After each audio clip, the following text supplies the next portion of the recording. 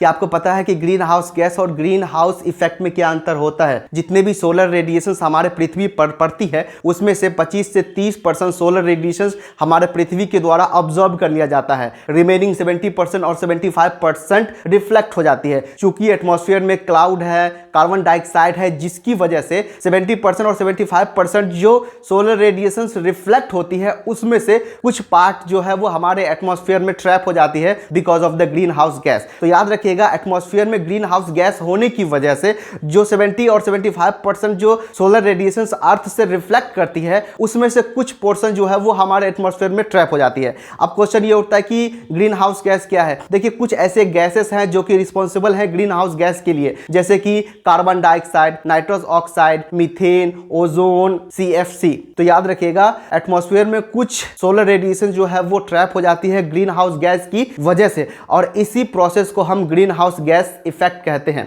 तो याद रखिएगा जो सम रिफ्लेक्टिव सोलर रेडिएशन जो हमारे एटमॉस्फेयर में ट्रैप होती है वो ह्यूमन एग्जिस्टेंस के लिए जरूरी है। यदि हमारे एटमॉस्फेयर में कुछ सोलर रेडिएशन यदि ट्रैप नहीं होती है तो इसकी वजह से 33 डिग्री सेल्सियस टेम्परेचर जो है वो हमारे अर्थ का, वो हमारे पृथ्वी का कम हो जाएगी एंड अर्थ में बी फ्रोजन। तो याद रखिएगा ह्यूमन एग्जिस्टेंस के लिए ग्रीन हाउस गैस का कंसंट्रेशन होना जरूरी है, लेकिन याद रखिएगा ग्रीन हाउस गैस का कंसंट्रेशन एक लिमिट से ज्यादा होने की वजह से हमारे अर्थ का टेम्परेचर जो है वो बढ़ रहा है, जिसे हम ग्लोबल वार्मिंग कहते हैं। तो याद रखिएगा ग्रीन हाउस गैस जो है वो एक नेचुरल फिनोमिना है जो कि ह्यूमन एग्जिस्टेंस के लिए जरूरी है, लेकिन जो greenhouse gas human activities की वजह से बढ़ रहा है, जैसे कि burning of the fossil fuel, cutting down the forest and livestock farming and industrialisation की वजह से जो ग्रीन हाउस गैस का कंसंट्रेशन बढ़ रहा है, that is not good for our existence.